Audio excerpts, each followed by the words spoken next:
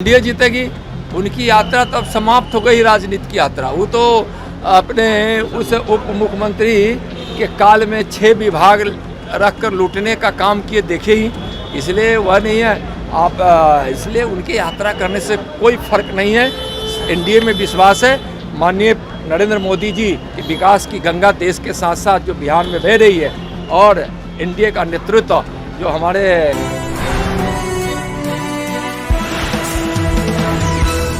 नमस्कार, मैं दीपक विशाल और आप देख रहे हैं बिग न्यूज 9। तेजस्वी यादव की यात्रा पर और बिहार के 4 जगह उपचुनाव में इस पर नित्यानंद राय ने कहा कि चारों सीट एनडीए जीतेगी। तेजस्वी यादव पर कहा कि उनकी तो राजनीतिक यात्रा अब समाप्त हो गई है।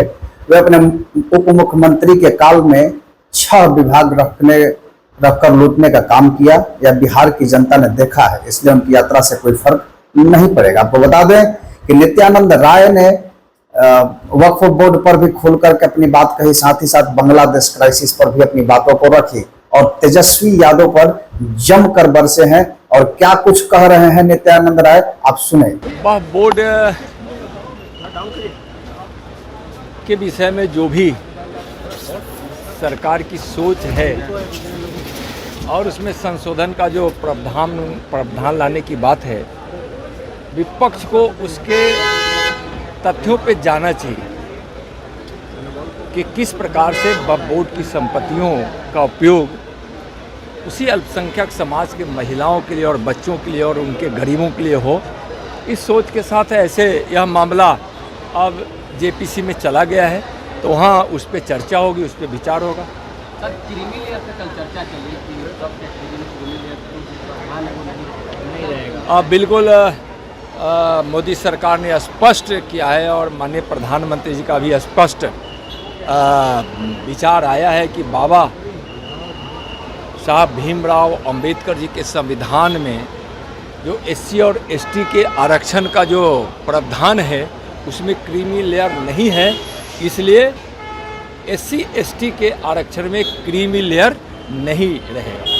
बांग्लादेश में नई सरकार का गठन हुआ है। प्रधानमंत्री ने ट्वीट कर कहा है कि वहाँ के हिंदू और अल्पसंख्यकों की सुरक्षा सुनिश्चित की जाएगी, लेकिन कांग्रेस की तरफ से ट्वीट तो किया गया, बधाई तो दी गई, लेकिन सुरक्षा की बात नहीं कही गई। देखिए, कांग्रेस की अलग सोच है। वह तुष्टीकरण की राजनीति करते हैं और उनके हर बात और हर सोच के तहत अपनी सत्ता की सोच ज़्यादा होती है। माननीय प्रधानमंत्री जी और उनके नेतृत्व वाली केंद्र की सरकार बांग्लादेश की स्थिति पर लगातार नज़र बनाए हुए हैं, और वहाँ हिंदू सुरक्षित रहे, जो भी भारतीय वहाँ है सुरक्षित रहे, इसके लिए बड़े अधिकारी भारत सरकार के लगातार वहाँ के संपर्क में हैं।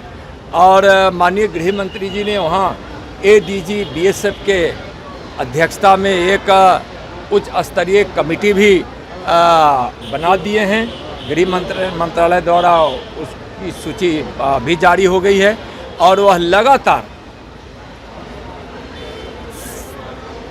पूरी तरह से निगरानी बनाए हुए है। बीएसएफ वहाँ बहुत चौकस है। सर, बिहार के 4 जगहों पे उपचुनाव होना, इससे पहले तेजस्वी यादव यात्रा पर निकल रहे हैं, क्या लगता है? और वहाँ स्पष्ट रूप से बांग्लादेश में जो हिंदू वहाँ सुरक्षित रहे, इसके लिए सरकार चिंतित भी है और उचित कदम भी उठा रही है, और लगातार बांग्लादेश से संपर्क में भी है।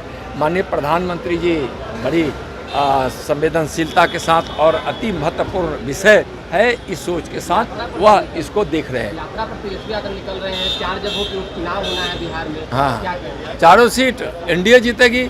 उनकी यात्रा तब समाप्त हो गई, राजनीति की यात्रा। वो तो अपने उस उप मुख्यमंत्री के काल में 6 विभाग रखकर लूटने का काम किए देखे ही, इसलिए वह नहीं है आप। इसलिए उनकी यात्रा करने से कोई फर्क नहीं है। एनडीए में विश्वास है।